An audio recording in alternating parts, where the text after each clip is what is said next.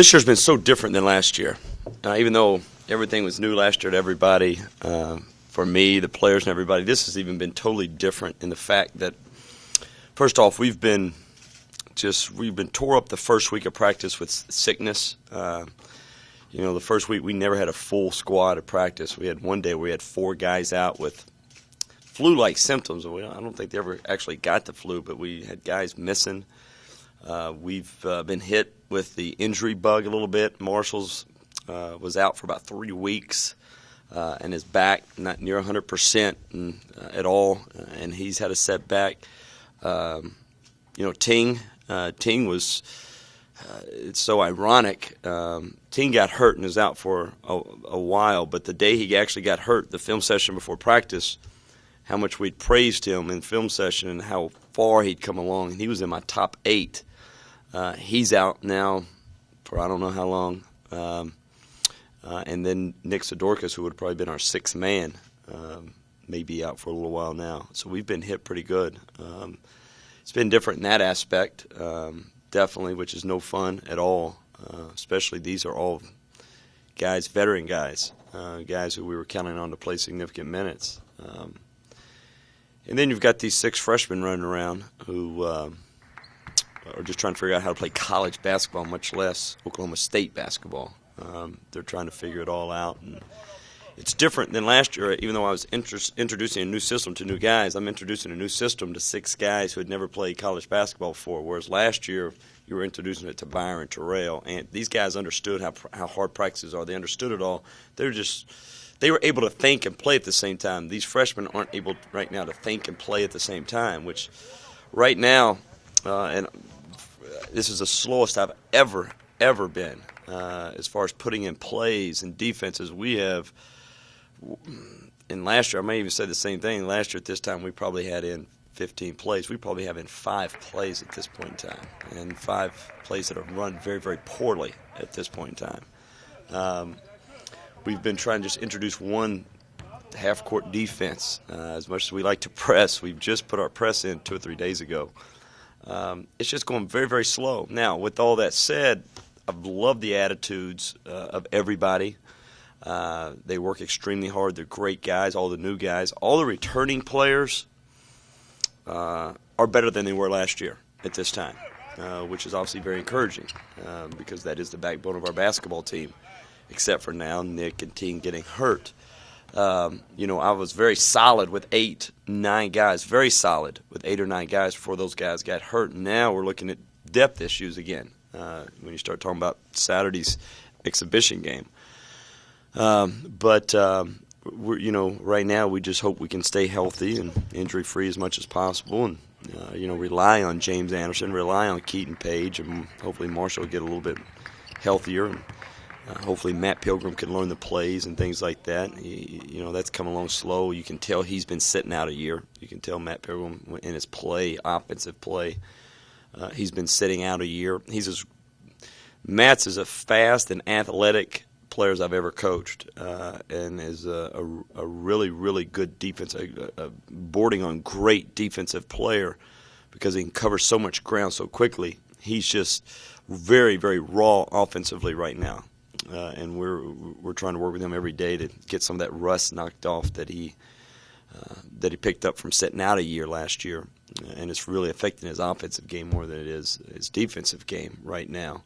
They've been we've had very, very hard, aggressive practices, trying to again develop a mentality, especially for these younger guys, how hard this level of basketball is, as well as trying to teach them a little bit and trying to keep them to remember some things. And it's been a tough go. It's been a tough go for some of these guys, trying to remember everything. So that's kind of where we stand right now. Some guys are ahead of others at this point, and we can talk about that as we go along. One of those guys, Ray.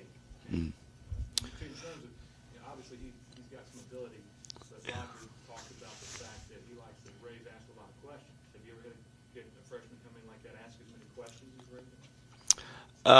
No, which is good. We're just trying to differentiate when Ray's trying to get a rest or Ray's really wanting to know the answer to a question. Or is he just trying to camouflage, it's an excuse for not doing the right thing. but Ray does have a lot of comments. I don't know if there are questions at times, but Ray does have a lot of comments. With that said, Ray Penn is a very talented individual, probably a better basketball player than even anticipated. He can do some things out on the court that's going to impress a lot of people. It has impressed us in practice quite a bit. There's no question Ray Penn's going to play a lot of minutes for us this year and going to be a great player here at Oklahoma State. Very high on his ability, very high on his ability. Now, what do we need from him is if he wants to play the point guard spot, he's got to figure out how to become a leader. He's got to remember the plays. If you give him the ball, he can go score. He's tough to stop. And he can really, really pass. I mean, that's probably been the biggest surprise with us, how great he is passing and getting guys open shots, which is, he's doing something. He's nowhere near Byron Eaton. Nobody's that, and we don't want him to be that right now. We don't expect that. But he's doing some things that we saw Byron could do as far as get guys shots. So he has all the physical abilities to be a great point guard. The physical abilities. We got to get the mental part, and he understands that. We got to get the mental part going for him. Then you got a guy like Fred Goley, who's just the opposite. He's got all the mental aspect of it, and he remembers the plays, and just every single second he's on the court, it's just as hard as he could possibly go. And a great defender may not be able to shoot it as well, may not be able to pass it as well. If we could combine these two guys right now, boy, we'd have a heck of a point guard. Which we're looking for that point guard right now. We're still looking.